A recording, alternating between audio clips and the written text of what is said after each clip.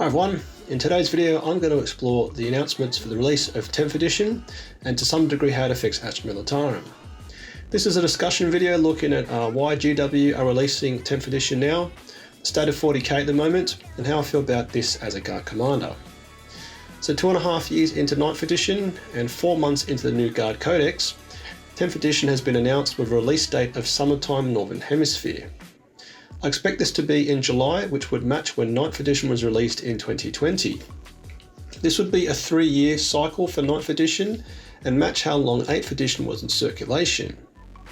Now consistency is great, and it was to be expected that 10th edition would be released this year, but for armies getting their codex quite late, i.e. Astra Militarum, there is a real risk that you could only enjoy it for a short period of time. I did however believe there could be a possibility that 10th edition may have taken a bit longer to be released, given that for a significant period of its existence, the world was grappling with COVID-19 and not a lot of games would have been played. This of course hasn't been the case, with other factors possibly contributing to Games Workshop management pushing for 10th edition to be released this year. Here I'd like to take a look at the overall health of the Games Workshop business. Over the last 5 years, GW has experienced consistent share price, revenue and profit growth, with 2020 being a huge year with everyone stuck in lockdown, suddenly realising that painting plastic miniatures is a great way to pass the time. This was great for business, with a lot of people discovering or rediscovering the hobby, with GW's 2020-21 financial reports showing revenue at 353 million being its biggest ever. Take note, GW reports their numbers across a 12-month period to the 29th of May, so covering across 2 years of 2021 and 2020. This growth represented a 29% year-on-year revenue increase and a whopping 72% profit increase to 122 million. So things are looking really good in the GW head office. The 2022 results, however, were more modest at 12% revenue growth and 5% profit growth. This was to be expected given how massive 2021 was, but all businesses and shareholders always have a short-term memory. You can see the GW share price consequently was nearly half from a peak of £12,000 to £6,000 per share at several points in 2022. This will mean there is natural pressure to improve results for 2023, which were reported end of May this year, and also illustrate concrete plans for future revenue growth. So with that in mind, let's now look at the overall health of the 40k game itself. When I say 40k, this is excluding things like Kill Team or other formats. Firstly, GW don't provide performance information about individual game formats, so getting a view from a sales lens is challenging.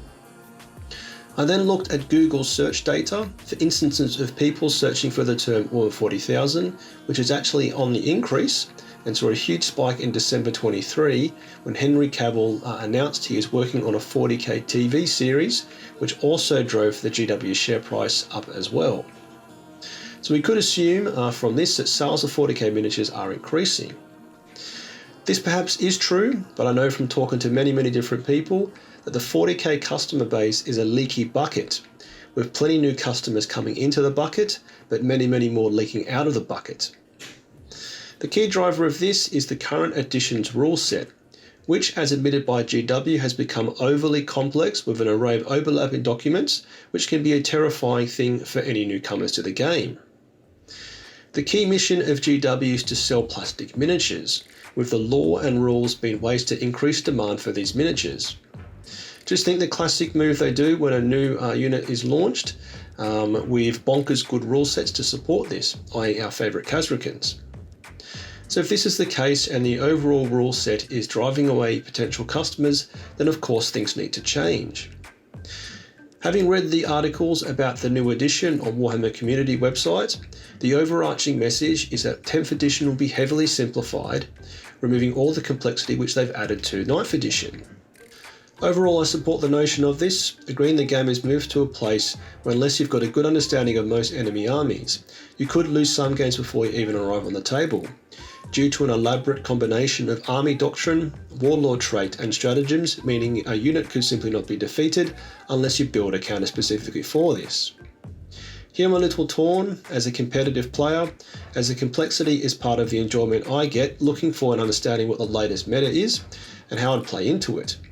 But as mentioned earlier, for a newer player this can create a very unpleasant experience and be a real turn off and possibly turn them away from the 40k game. With that all in mind, I do worry that the simplicity may affect the competitive scene. 40k from a tournament sense is in a really healthy place, with countless tournaments all around the world being played, plenty of YouTube channels covering competitive 40k, and the meta in actually quite a balanced place for the first time in a while.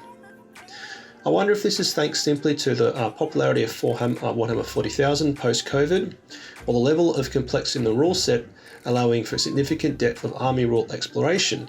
What do you think about this? Let me know in the comments. Now, turning our attention to Astra Militarum, our 4-month-old codex is in a really strong place.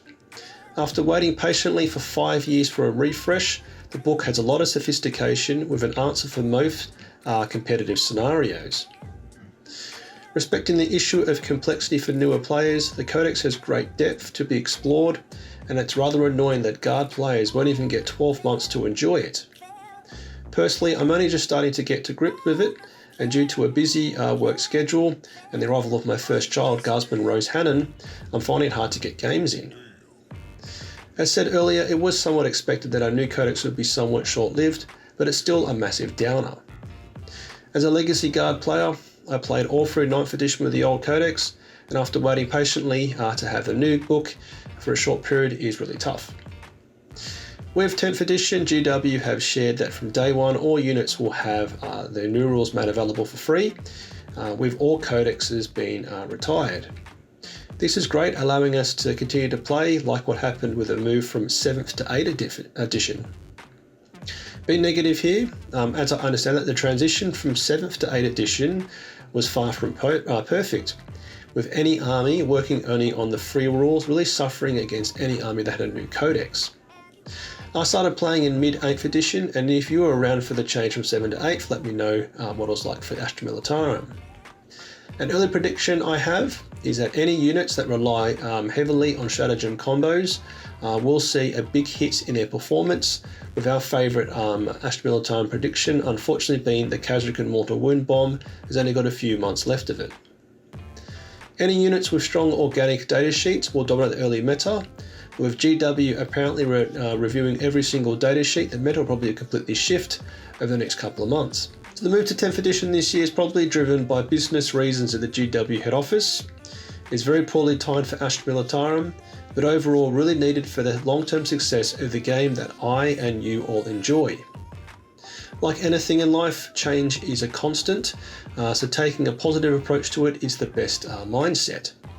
So try to get in as many games as you can over the next couple of months, or if not possible, try to clear through your hobby pile of shame like I am. But yep, hopefully interesting, a bit of a different discussion for you, so let me know what you think about the coming changes and how they will affect you and Astra Militarum. So if you want to support me, you can do so with a like, comment, or by subscribing, watching more of my YouTube videos, or joining my Patreon platoon. Massive thanks to my current supporters. Let's get your bayonet sharp, lasgun oiled, faith in the Emperor strong, Patreon platoon, sound off.